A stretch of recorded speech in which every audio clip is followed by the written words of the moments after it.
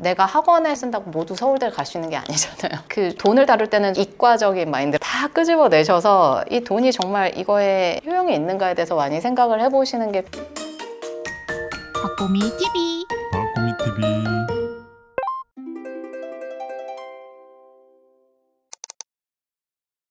자녀 교육으로 한번 넘어가 보겠습니다. 외국에서 일을 하시면서요, 이렇게 금융에 대한 문화 차이를 많이 느끼셨을 것 같은데요. 자녀 교육에 대한 관점 많이 바뀌셨다고 들었는데요. 어떤 건가요? 저는 여러 가지 많이 세상을 보는 관점이 바뀌었는데, 일단은 뉴욕이라는 도시가 그 당시에는 꿈의 도시 아닌가요? 네, 저는 너무 좋았어요. 저는 30대 싱글이 살아보기에 너무 좋은 도시라고 생각을 하는데, 그때 뉴욕은 다른 사람과 비슷하면 나의 경쟁력이 없는 도시였어요. 그러니까 남과 다른 게 되게 나의 경쟁력이었던 도시라서, 저도 한국 사람 치고는 남의 시선을 좀 덜 신경 쓰는 편이라고들 생각하고 했지만, 어쨌든 한국 사람은 좀 신경을 많이 쓰잖아요. 근데 뉴욕을 갔는데 정말 남한테 관심이 없고, 금융업은 좀 보수적인 산업이어서 좀 그런 비교가 있을만 한데도, 최소한 제가 일했던 환경은 그냥 각자가 내 할 일을 잘하는 게 중요하고, 나만의 개성, 나만의 어떤 경쟁력으로 고객과의 릴레이션십을 계속 쌓고 뭐 비즈니스를 만드는 게 중요하지, 남과 비교하는 게 없어가지고, 오히려 한국에서는 남과 다른 거는 틀리다라는 게 좀 더 많았던 환경이었다면, 뉴욕에서는 남과 달라야 경쟁력이다라는 게 제 삶을 되게 바꾼 것 중에 하나이고, 두 번째가 회사에서 일을 하는데, 저도 그 당시에는 질문을 정말 안 하는 사람이었어요. 한국의 교실 문화가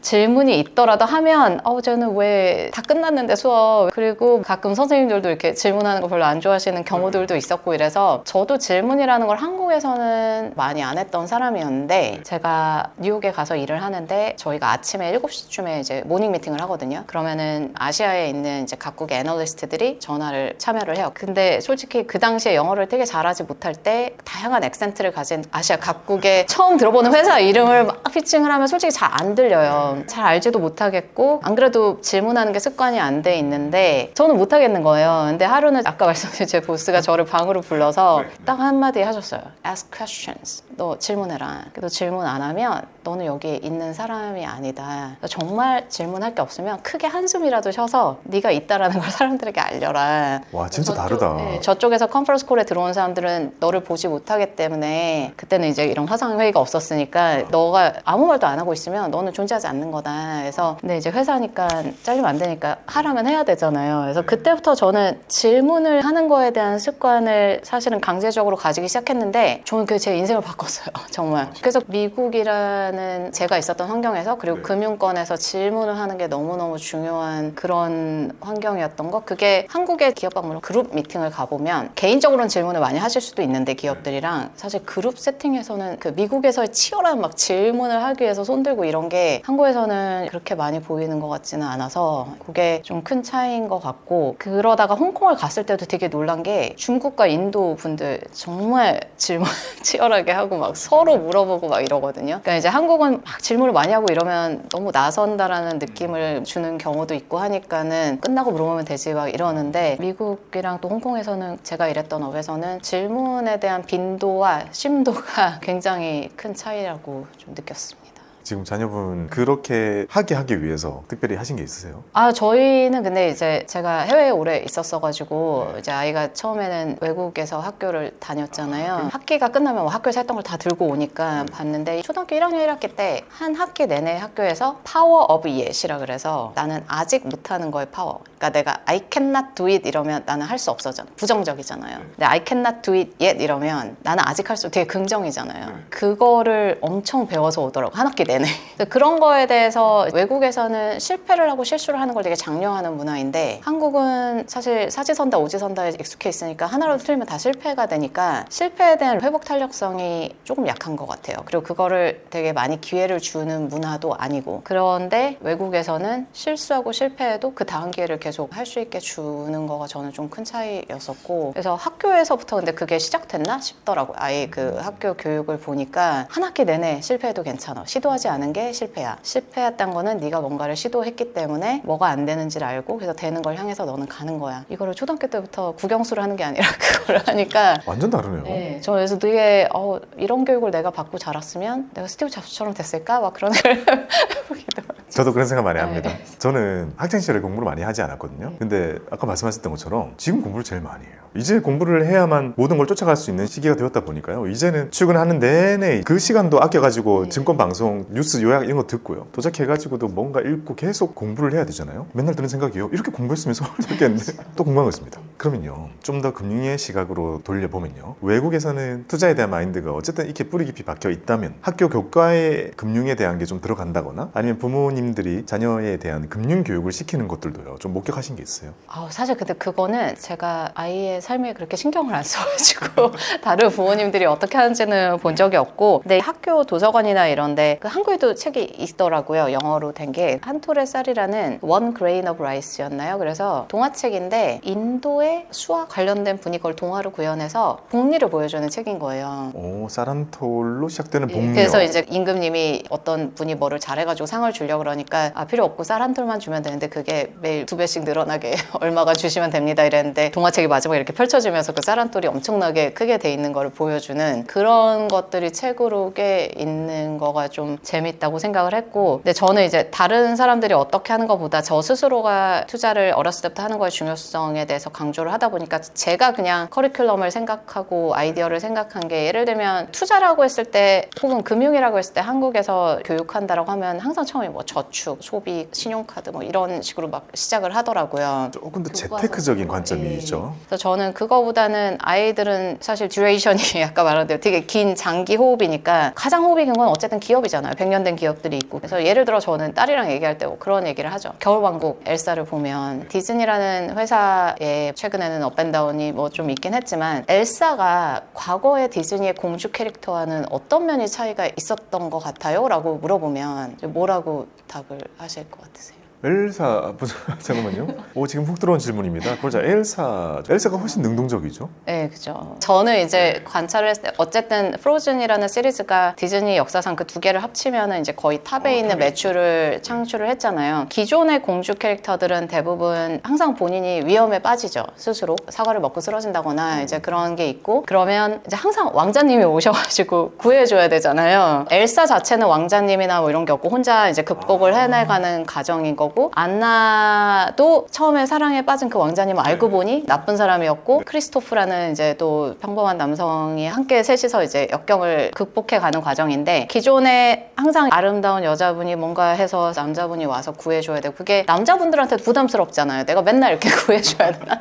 그걸 보고 자라는 남자 학생들은. 그러니까 여기는 그런 것도 많이 다른 접근이 있었고, 그리고 보면 항상 여성의 적이 여성으로 많이 나오잖아요. 뭐 신데렐라를 보셔도 그렇고 백설공주도 그렇고. 근데 여기는 두 자매가 서로 협력하면서 이겨내는 그런 과정을 보여주잖아요. 그러고 보니 메시지가 참 많이 다르군요. 그래서 보면 제가 남자 고등학교 가서 강연을 할 때가 있어요. 혹시 여기 뭐 잠자는 숲속의 미녀 이런 거 보신 분들 하면은 많이 손을 안 들어요. 근데 프로즌 본 사람 그러면 거의 다 손을 들어요. 관점을 바꿈으로써 프로즌이라는 IP는 청중을 엄청나게 확장을 해서 그 확장성이 이 회사의 매출로 이어지면서 회사 가치의 확장으로 이어지는 거잖아요. 그런 스토리들로 저는 오히려 금융 투자를 접근을 했을 때 기업을 바라보는 관점이 단순히 투자의 대상이 아니라 내가 나중에 커서 뭔가를 할 때도 그 확장성에 대해서 어렸을 때부터 이미 좀 컨셉을 다르게 가지고 시작할 수 있지 않나? 그래서 다른 분들의 금융 교육은 어떤 식으로 하시는지 제가 뭐 가본 적은 없어서 모르지만 교과서적으로 많이 가르치는 분위기인 것 같아서, 저는 투자는 그렇게 교과서적으로 접근하는 것보다는 어렸을 때부터 그 파워풀한 P와 Q를 둘 다 곱셈으로 확장시키는 이 기업들의 확장력에 대해서 아이들이 아는 기업들을 가지고 그 스토리들을 부모님들이 인게이징 할 수 있으면 그게 자본가의 시작이지 않을까라고 개인적으로 생각을 하고 있습니다.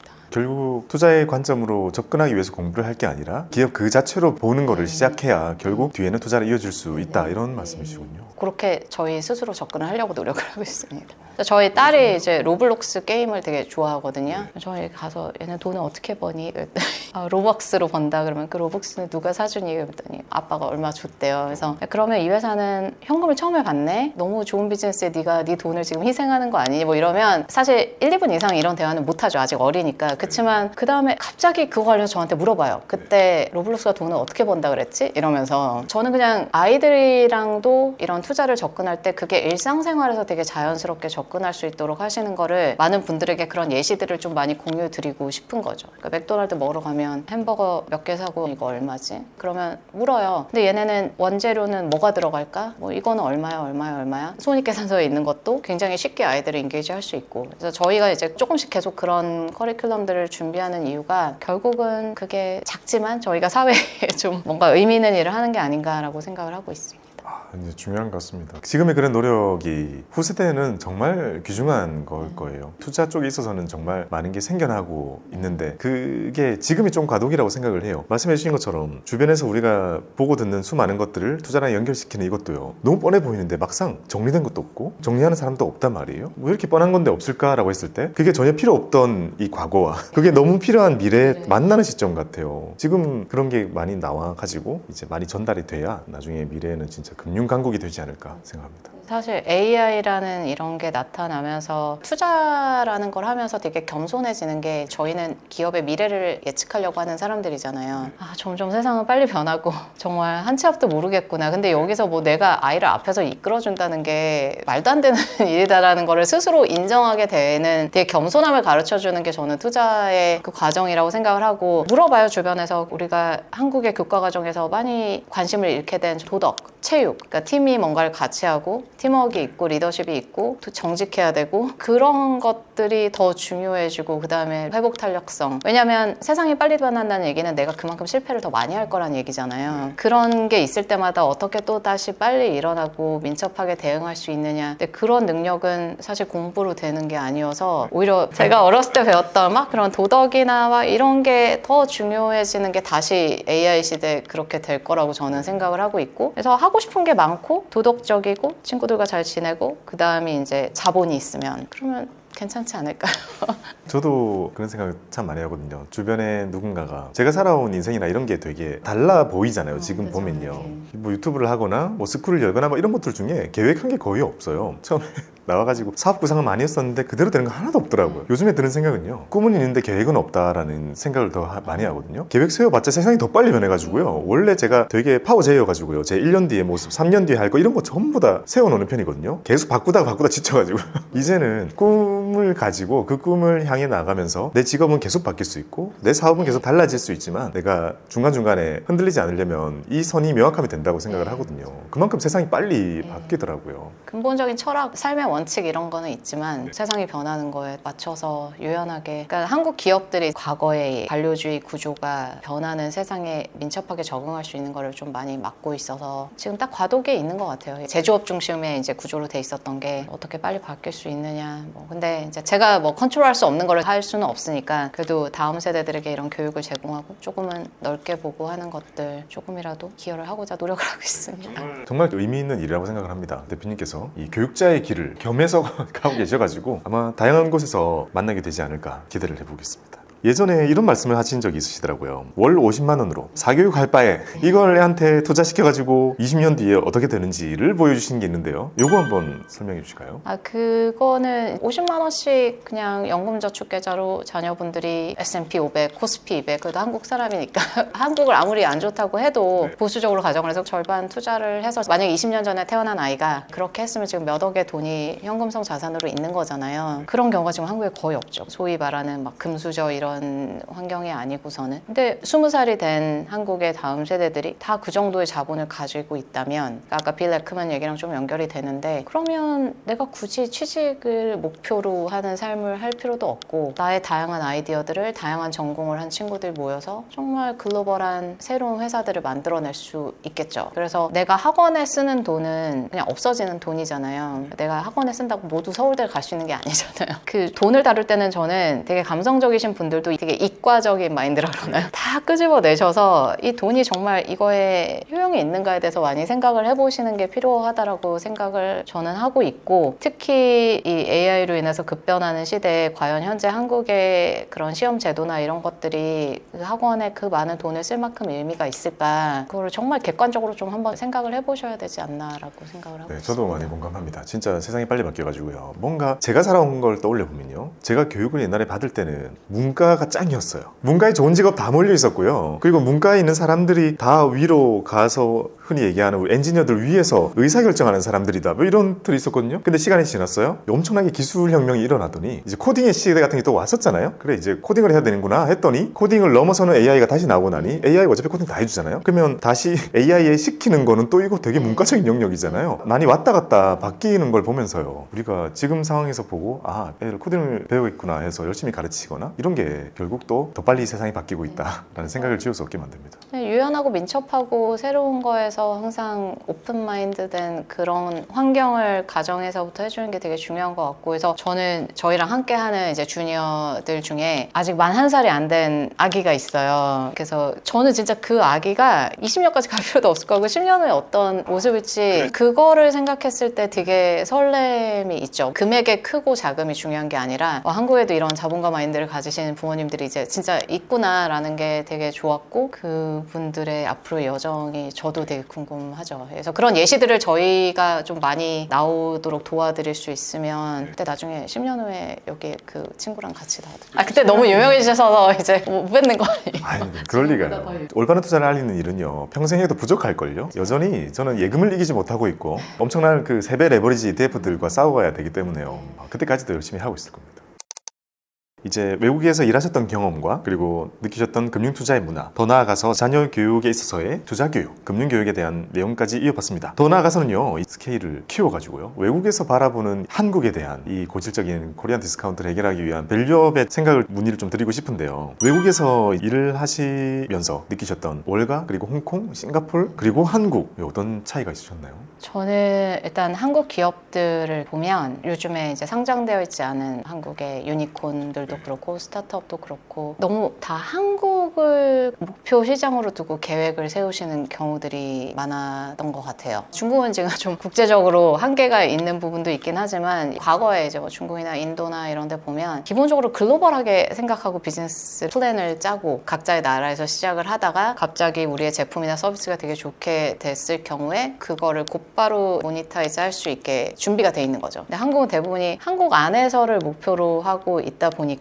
예를 들어 K-뷰티 같은 경우도 보면 사실 글로벌을 처음에 생각하고 하지 않았는데 처음엔 중국이나 일본 중심으로 하다가 글로벌하게 됐는데, 사실은 그 확장성이 갑자기 나왔을 때 글로벌하게 할 수 있는 뒷단의 인프라를 구축해 놓은 데가 별로 없다 보니까, 그게 자본력이 됐던 뭐 재고 관리가 됐던 이런 거에 대한 게 없다 보니까 이거를 발판으로 되게 글로벌한 뷰티 브랜드로 크는 회사들은 사실 지금 별로 없거든요. 그렇죠. 막상 보면 또 그렇죠. 로레알이나 지금은 좀 힘들어 하지만 어쨌든 에스테로더나 이렇게 확고한 여러 브랜드를 가진 기업이 되려면 사실 처음에 요거 제품에서 이렇게 하면 잘 될 거야, 이렇게 시작을 하면 안 되고, 내가 글로벌 회사가 되려면 이제 그렇게 해서 좀 오는 게, 항상 그게 맞는 건 아니지만 한국 기업들은 사실 그런 글로벌한 야망을 가지고 시작하는 기업들이 아직은 많지가 않은 것 같아서, 한국의 뭐 카카오나 네이버나 이런 서비스들도 처음에는 너무 혁신적이었지만 글로벌로 가는 데 있어서 보면은 계속 한계가 있는 게, 애초에 너무 여기에 특화돼서 있다 보니까 확장에 계속 한계가 생긴다고 생각이 돼요. 그래서 그런 부분들이 좀 많이 아쉽고, 그래서 한 12, 13년 전에 해외 투자자분들이 여러 나라에 대해서 다른 피드백을 주시고 하는데, 그 당시 한국과 관련된 피드백 중에 흥미로웠던 게, 한 미국의 큰 자산운용사에 아시아에 계시던 투자자분이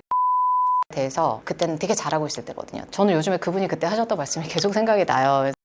지금은 모든 걸 잘하고 있지만 결국은 중국이 많이 다 따라잡을 거고, 그래서 이 회사의 미래를 벌어먹여 살려줄 거는 파운드리일 것이다. 근데 파운드리는 이렇게 종합반도체 회사가 절대 못한다, 무조건 분사해야 된다라는 거를 12, 13년 전에 말씀을 하셨었어요. 근데 지금 생각해보면 사실 그 글로벌 투자자들이 봤던 거는 진짜 10년, 20년을 내다보고 회사에 조언을 해주신 거였고, 그때 한국은행의 경영진들을 만났던 싱가포르에 계신 미국 자산운용사의 한 분은, 한국이 노조나 이런 게 강한 부분이나 혹은 퇴직금에 이런 거를 은행들이 좀 많이 주는 편이었으니까 이게 너네 지금 그 재무상태표에 없는 부채일 것이다 나중에, 왜냐면 점점 사람이 필요 없어질 거다, 브랜치도 많이 줄 거다. 근데 이거를 지금 10몇 년 전에 말씀을 하신 거예요. 그래서 이게 우리가 장기 투자를 하는 데 있어서 너네는 나중에 지금 쌓아놓지 않은 그 충당 부채가 비용으로 굉장히 많이 날 거다. 근데 실제로 보면 한국의 금융회사들이 희망퇴직하면서 매년 반복되는 일회성으로 비용이 몇 년 동안 되게 쌓였던 적이 있었잖아요. 그렇게 되게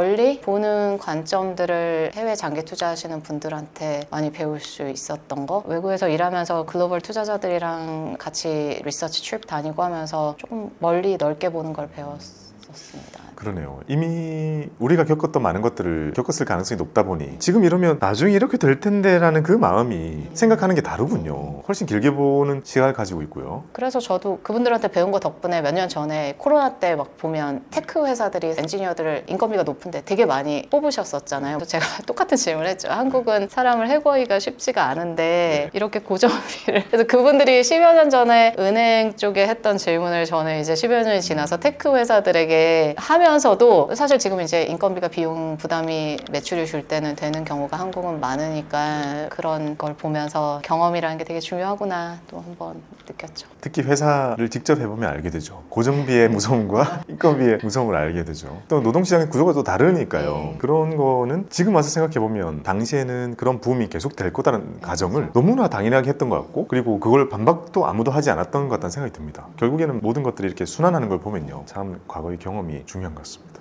그러면요, 이런 건 좀 어떨까요? 시대가 많이 지났잖아요. 지금 외국인들 투자자들이 바라보는 한국 시장 위상이 많이 달라졌을까요? 아니면 여전히 디스카운트 때문에 안 돼일까요? 저는 사실 외국인 투자자들이 지금 한국을 어떻게 보시는지 잘 모르겠는데 근데 여전히 한국이라는 나라 자체에 대해서 되게 긍정적이신 것 같지는 않아요. 유동성 측면에서 보면 저도 얼마 전에 어떤 분이 보내주신 자료를 보고 좀 놀랐는데 일본 가계의 자산 구조에서 부동산이 거의 미국 다음으로 적은 나라가 됐더라고요. 일본이요? 예. 일본은 집에 집착하는 대표적인 나라 아닌가요? 일본이 물론 여전히 현금성 자산도 많긴 한데 그 부동산 비중이 상당히 많이 줄었는데 반면에 한국은 부동산 비중이 가장 높은 나라 중에 하나로 여전히 남아 있어서 사실 한국이 금융교육을 잘 안 시켜왔고 그런 금융 문맹 이런 게 높다라고는 하지만 DC형 제도가 됐던 그 디폴트 옵션이 됐던 연금 저축 제도가 됐던 좋은 제도는 사실 되게 있잖아요. 물론 그 안에서 해외 펀드를 살 수도 있지만 국내의 자본시장으로 연금 자산이 들어올 수 있게 하는 그런 거에 대한 거를 해외 투자자들한테 어필을 해야 일본처럼 큰 움직임의 유동성이 한국으로 올 수 있지 않을까라는 생각이 들고 그게 아니면은 개별적인 어떤 좋은 기업들을 찾는 투자 정도이지 않을까? 근데 이제 나라 전체에 뭐가 되려면 근본적인 특히 그 부동산 자산과 금융 자산에서의 좀 큰 이동을 촉진시킬 수 있는 제일 좋은 게 사실 연금 제도를 통한 거겠죠. 그런 거에 대한 큰 움직임이 있어야지만 큰 자산이 오지 않을까 싶기는 합니다. 제가 얼마 전에 봤는데 한국의 제조업 기반의 자본집약적인 기업들이 여전히 코스피에서 되게 높은 비중을 차지하고 있고 근데 그 기업들의 상당 부분이 사실은 중국과 경쟁을 하는 게 많잖아요. 경쟁력을 계속해서 가져가기가 어렵고 그러니까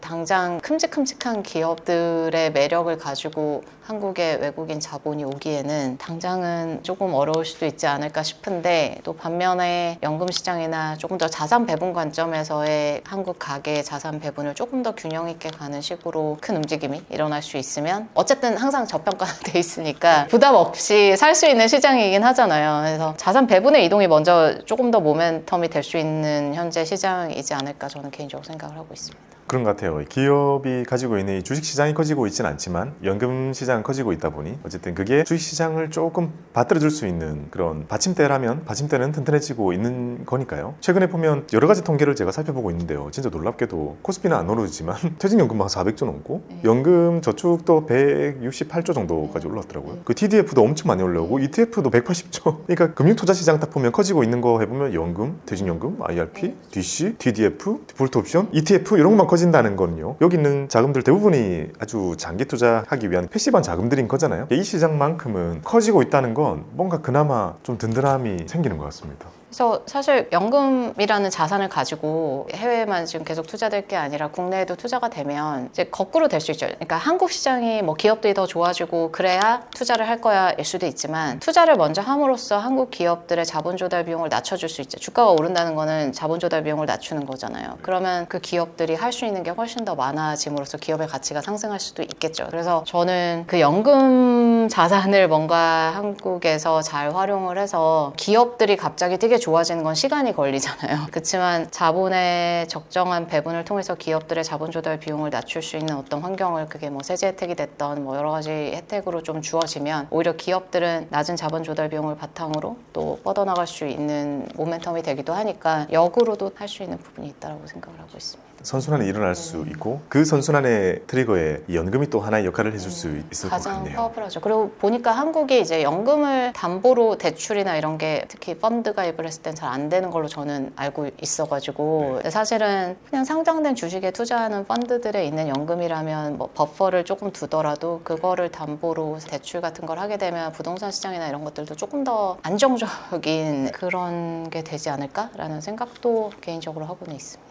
그렇죠. 그렇게 되면 참 좋을 텐데요. 뭔가 지금 현실은 부동산 담보대출을 받아서 주식도 좀 반대인 것 같긴 한데요. 연금 담보대출을 제공 안 하는 대형 증권사들도 좀 있긴 하거든요. 해주는 데는 그나마 보면 한 60% 정도로 나오고 금리는 참 괜찮더라고요. 금리 조건이 되게 좋으니까 60% 정도 대출을 받으면 사실 많이 해주는 거잖아요. 그렇죠. 근데 문제는 들어있는 돈이 너무 작아가지고 60%를 받아도 작은 돈이라는 게 좀 아쉬운데요. 아마 지금 이후에는 연금 준비하시는 분들이 워낙 많으니까요. 그분들은 나중에 이사할 때 돈이 몇천 비네? 라고 했을 때는 연금담보대출로 해가지고 메꿀 수 있는 그런 시대도 아마 오지 않을까 생각이 듭니다. 그리고 또 추가적으로 질문드리고 싶은 거는요. 옛날에 2000년대 거의 초반 미래셋이 이 펀드 붐을 일으킬 때만 해도 액티브의 시대였습니다. 근데 시간이 지나 지금은 ETF 시장도 사실상 ETF 이꼴 패시브가 되어 있을 정도로 지금은 패시브한 투자가 지금 자리를 좀 잡았는데요. 근데 이 와중에 저도 아쉬운 게요. 액티브를 공모로서 누릴 수 있는 기회가 계속 없어지고 있는 게 저는 아쉽거든요.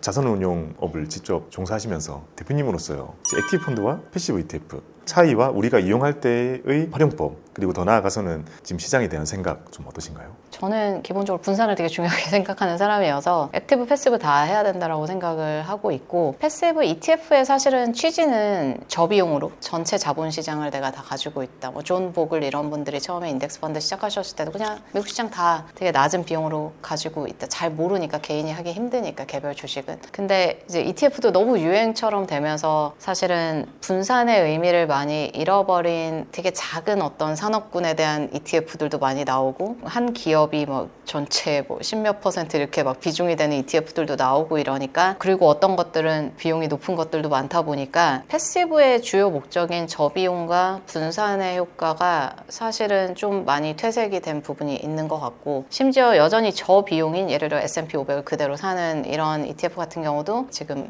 미국이라는 시장이 상위 기업 7개가 뭐 전체 시장에 되게 큰 부분을 차지하다 보니까 그거 자체로는 분산이라는 원래의 목표가 달성하기가 좀 어려워진 부분이 저는 있다라고 생각을 해요. 그리고 뭐 영원할 수는 있지만 항상 보면 영원할 것 같을 때 또 한번 이렇게 바뀌더라고요. 그래서 2000년에서 2010년 사이 생각해 보시면은 그때 S&P 그냥 플랫이거나 좀 마이너스였거든 10년 동안. 맞아요. 당시 좀 네. 그랬죠. 저희도 미국 펀드가 수익률이 너무 안 좋아가지고요. 컴플레인의 항상 대상이었거든요. 거기가요. 그래서 이러면 너무 라떼는 말이야 같지만 사실 그랬던 시절이 거의 10년 이렇게 있었고 근데 워낙 조금 더 창의력 기반의 경제 구조가 되면서 미국이 계속 앞서가는 그런 상황이 되고는 있는데 그래도 저는 분산을 어느 정도는 해놓는 게 맞다라고 생각을 해서 지역적인 분산도 중요하지만 너무 고비용이나 분산이 덜 돼 있는 ETF는 ETF의 목적을 저는 달성하는 게 아니라고 생각을 해서 그런 것들은 차라리 비용의 차이가 크지 않다면 액티브 펀드를 활용하시는 게 왜냐하면 1000억짜리 시가총액인데 되게 좋은 회사인데 그거는 ETF에서는 내가 많은 영향을 받을 수가 없지만 액티브 펀드들 중에는 잘 찾으시면 내가 원하는 작지만 강한 기업들을 모아놓은 것들도 있고 하니까 분산해서 다 하시는 게 좋다라고 생각을 하고 있습니다. 네, 그렇죠. ETF가 너무 커지다 보니까 이런 액티브 쪽도 ETF가 약간 넘어가게 되면서 요즘에는 한 종목이 되게 많이 들어있는 그리고 그 이름을 달고 있는 ETF들이 예전보다 좀 많아져가지고 개별 종목화되고 있는 그런 ETF들도 많이 있죠. 어차피 그 종목이 그 ETF의 운명을 결정하는데 굳이 이렇게 비싼 비용을 주면서 할 필요가 있나라는 생각이 좀 들기는 해서 저는 그냥 분산 그리고 저비용 선호합니다. 분산과 저비용을 계속 잘 활용해 주시는 거 좋다라고 말씀을 주셨습니다. 요즘에 기업 방문을 정말 많이 다니시는 걸로 알고 있는데요. 요즘에 좀 다닐 때는 분위기 좀 어떤가요? 좀 에피소드가 있을까요? 저는 근데 놀라운 게 한국에서는 저희가 좀 작은 회사인데도 다 잘 만나 주셔가지고 지방도 많이 다니고 뭐 1대1로 미팅도 많이 하고 있고 사실 기업 방문도 좋은데 저는 저번 주에 세미콘이라고 그 반도체 박람회 가서 이제 저희는 이제 유료 세미나들을 참여를 하는데 그게 너무 재밌어요. 그래서 저도 제가 문과인데 이렇게 반도체 관련된 엔지니어들의 프레젠테이션을 제 인생에 이 나이에 많이 듣게 될지 몰랐는데 에피소드라고 하면은 사실은 제가 아무리 공부를 많이 해도 그런 엔지니어들의 언어로 진행되는 세미나에 가서 영어가 막 나오면 알아듣기가 어려울 수도 있는데 요즘에는 프레젠테이션을 딱 해서 GPT에 물어보고 이 장표를 설명해줘 하고 제가 노트 테이킹한 거랑 이렇게 묶으면 엔지니어들의 어려운 언어가 제 언어로 이제 다 흡수가 되더라고요. 그래서 저는 GPT를 되게 사랑하는 사람인데 요즘 이런 사람 너무 많습니다. 그거 없으면 일을 아예 못하는 정도로. 예전과 기업 방문의 퀄러티가 너무 달라진 거죠. 그러니까 예전에는 특히 좀 제가 잘 모르는 영역의 회사들을 만나면 설명을 듣고 다시 가서 막 공부를 해야 되는데 지금은 설명을 듣고 대화를 하면서 동시에 GPT에 물어보면 곧바로 여기서 쉽게 설명을 해주니까 그러니까 저는 항상 GPT한테 비유로 설명을 해달라고 그러거든요. 어려운 거는. 비유도 해줘요? 네. 그래서 반도체 같은 것도 식당, 레스토랑에서 주방에서의 역할을 이렇게 비유를 해서 많이 얘기를 해주고 완성된 요리라는 반도체가 나오기까지 하는 일들을요. 되게 사소한 경험이지만 저는 젠슨 황이 항상 얘기한 AI가 사람의 직업을 뺏어가는 게 아니라 AI를 사용한 사람이 AI를 사용하지 않는 사람의 직업을 뺏어갈 거라는 거에 정말 동의를 하게 되더라고요. 놀랍게도 여러분들께서 보고 계시는 이 영상 있잖아요. 자막 챗 GPT가 달고 있거든요. 아 정말. 네, 챗 GPT가 달아주는 자막을 쓰고 있는데요. 제가 언제 충격을 먹었냐면요. 이게 나온 지 오래 안 됐잖아요. 그 전까지는 저희가 손으로 다 했습니다. 그리고 저희 채널은 거의 초창기부터 지금까지 풀 자막으로 유명한 채널이었기 때문에 그거 초반에 제가 다 쳤거든요. 10시간씩 걸리고 이러니까 힘들어서 나중에는 아르바이트생 4명이 돌아가면서 나왔었어요. 그렇게 열심히 댓글을 달았기 때문에 제 영상이 짧았었어요. 옛날에는 10분, 15분밖에 안 됐었어요. 근데 요즘에 보면 1시간짜리 영상도 많이 나가거든요. 그래서 긴 영상을 쓸 수 있게 됐다는 것만으로도요. 저는 AI가 있음으로 인해서 정말 큰 덕을 보고 있는 입장이거든요. 한 번은요, 진짜 소름 끼쳤던 게요. IRP 이게 적잖아요. 그럼 제가 설명할 때 이렇게 얘기하잖아요. 여러분 안녕하세요. IRP는 Individual Retirement Pension의 약자입니다. 뭐 이렇게 얘기하잖아요. 자동 자막을 쓰게 되면요, 한글로 IRP 막 이렇게 나오니까 사람이 일일이 다 그거 지우고 바꿔줘야 되잖아요. 챗 GPT는요, IRP 대문자로 적어주고요, 괄호해가지고 Individual Retirement Pension 중에 앞에 글자 대문자로 바꿔줍니다. 말자막을. 제가 그거 보고 소름 진짜 돋았어요. 이걸 내 의도 그대로 말자막을 적어주다니. 와, 정말 이제는 수정 작업만 좀 하거든요. 가끔씩 그런 것만 해주면 돼요. 안녕하세요 박곰입니다. 이런 거는 이제 모나댔잖아요. 안녕하세요 볶음밥입니다. 이렇게 나갈 때 있거든요. 그것만 이제 바꿔주는 작업만 좀 하면요, 손댈 게 별로 없어졌습니다. 저도 회사 창업한 지 얼마 안 됐지만 했을 때 우리가 조금 크면 이제 아무래도 리서치 하우스니까 리서치할 인력을 더 뽑아야 되지 않을까 이랬는데 그냥 영업 인력을 더 뽑는 게 낫겠다. 챗 GPT가 영업은 못하죠. 네, GPT 부장님이 너무 애널리스트 업무를 잘 해주시니까 애널리스트를 뽑는 거는 더 미루게 되더라고요. 진짜 그렇죠. 챗 GPT라는 걸 시작으로 한 이 AI 붐이 정말 다양한 산업 깊이 지금 변화를 막 주고 있는 시대인 것 같습니다.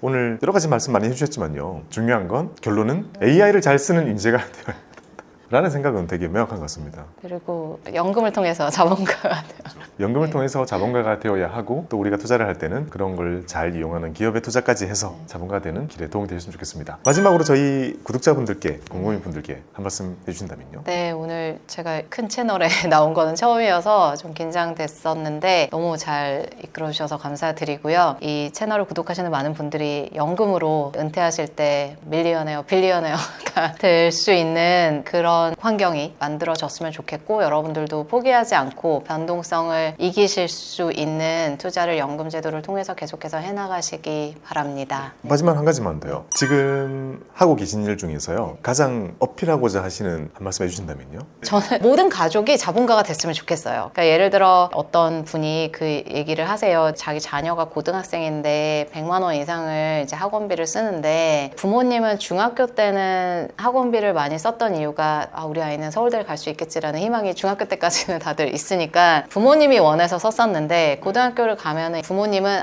이제는 서울대가 안 될 것 같다라는 건 아시니까 이 100만 원이 아까우신 거죠. 근데 자녀가 그때는 불안하니까는 또 학원을 가기를 원하는 거예요. 그래서 이거를 어떻게 할 수 있을까 말씀을 주셨을 때 조언 중에 하나가 그 자녀에게 현금을 그냥 10,000원짜리 100개를 주고 너가 정말 이거를 다 써서 학원을 가야겠다고 하면 쓰고, 근데 나는 내 노후에 사실 이 100만 원 중에 30만 원은 나는 뭐 40만 원은 내 연금을 위해서 쓰고 싶고 너도 이 중에 한 2, 30만 원은 너의 미래를 위해서 투자를 하고 그리고 한 3, 40만 원으로 뭐 하는 건 어떨까라는 얘기를 했을 때 이제 한 학생이 그러면 이제 인강을 듣겠다 그런 생각을 해내는 거예요. 결국은 현금을 진짜 쥐어줬을 때는 그거를 막상 가서 막 못 쓰는 거죠. 근데 카드를 긁고 이러면 너무 쉽게 돈을 쓰잖아요. 근데 막상 현금을 쥐어줬을 때는 생각을 한 번 더 해보게 되는 거여서 한국의 많은 가정이 그런 거에 대해서 되게 솔직하게 이야기를 해보고 우리가 현재 쓰고 있는 소비에서 나의 미래를 위한 연금, 자녀분들의 어렸을 때부터 자본가가 되는 투자를 했으면 하는 바람이 있고 그러한 것들을 저희가 지금 도와드리고 있어서 도와드리고 있는 거를요. 예를 들면 저희가 신청 같은 걸 할 수 있나요? 네, 저희 연금이나 자녀분들의 이제 자본가가 되는 여정은 저희는 삼성증권의 엠팝이라는 앱 안에 자문사들이 좀 입점을 해 있는데 그 중에 하나로 있어서 자문사 찾기에서 K 프리덤을 치시면 찾을 수 있습니다. 그리고 뭐 홈페이지나 이런 데서 일정 관리나 이런 걸 확인할 수도 있을까요? 네, 교육 같은 거는 저희 유튜브 채널에 K 프리덤 치시면 저희가 무료로 제공하는 온가족 자본가의 여정을 걷는 길에 대한 다양한 교육 프로그램들 수시로 올리고 있습니다. 그래서 부모님의 연금과 아이들의 투자는 다 삼성증권에서 한꺼번에 가능은 하셔가지고 두 가지 말씀드렸습니다. 네, 오늘도 여러분들의 노후를 단단하게 만드는 그런 인생의 여정에 큰 도움이 되셨기를 진심으로 기원합니다. 여러분, 성토를 기원합니다. 감사합니다. 감사합니다. 박보미 TV. 박보미 TV